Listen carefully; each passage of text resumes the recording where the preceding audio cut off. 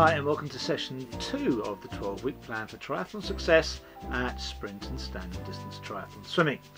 This session is entitled More Drills and Split 200s at Triathlon Race Pace, and that's what we're going to concentrate on.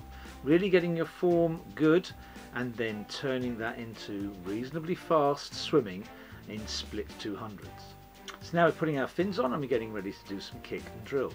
Remember, the kick is to balance yourself up. We're pushing the chest in the water, keeping that body dead straight.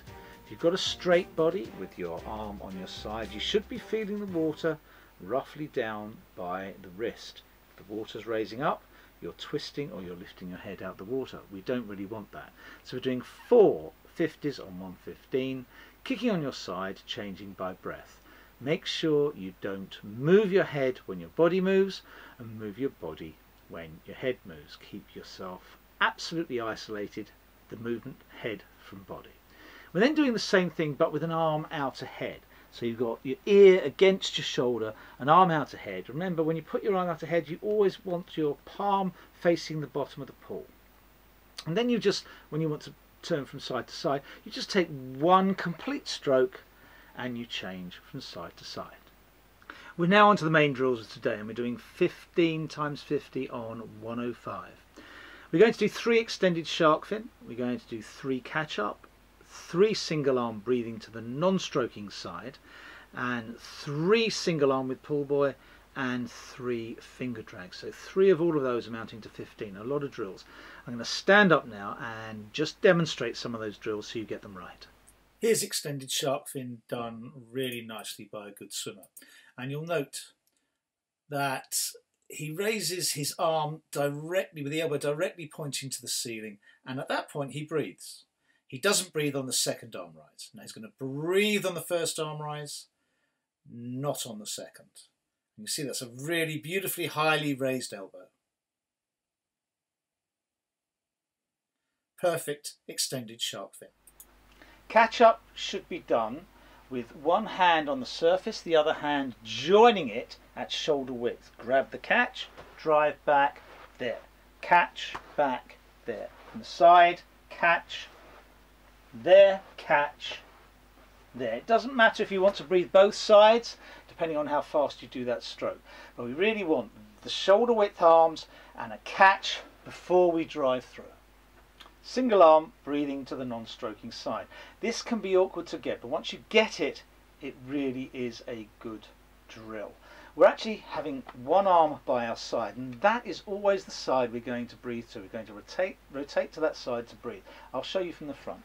We have our hand out front, we've stroked, we turn to breathe, and as we turn back, we then stroke this arm through.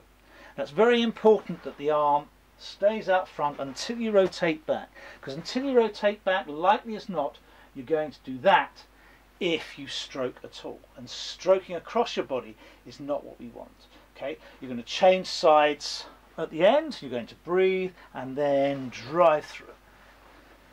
Breathe and drive through. As I say, it can take a little while to get used to, but once you get used to it, you will find that drill a very good drill to aid rotation, and also make sure you keep that hand on the surface until you rotate back and then can drive through properly. A lot of people rotate back early or have that hand come across early, so they sweep across as opposed to getting a catch. As drills isolate a particular position, you want to do them correctly, and with the single arm with pull buoy drill, it's hugely important that you rotate to the opposite side to maximize your strength. You can see here, maximize the length of your stroke.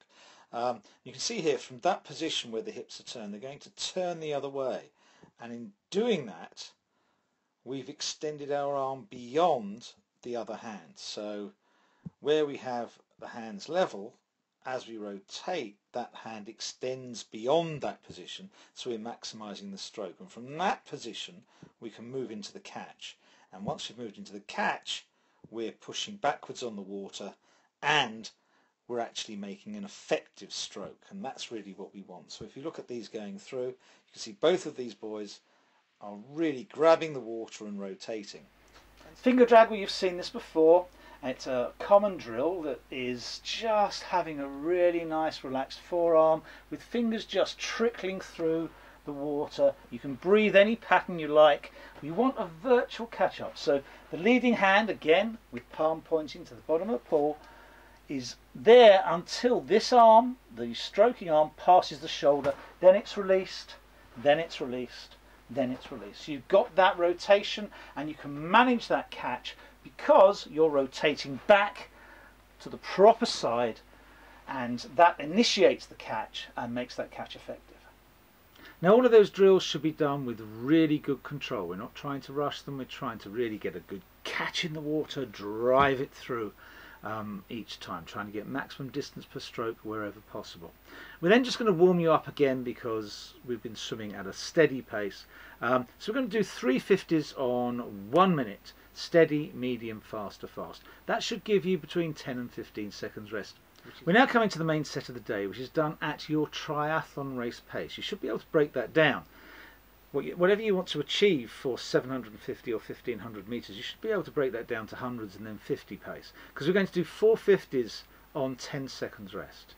Now it's important that you note that 10 seconds rest exactly, because at the end of the 450s you take off 30 seconds and you have your net time. That should equal or better your triathlon race pace. We don't want you to go too fast because you won't be able to keep that up, but after another minute's rest you're going to go 2 100s on 15 seconds rest at exactly the same pace. And finally we're going to go 1 200 meters at triathlon race pace. So you've got a minute between each of those rounds, and at the end hopefully you've done 600 meters exactly at your triathlon race pace. We'll follow that with 150 cool down, and that is the end of session 2.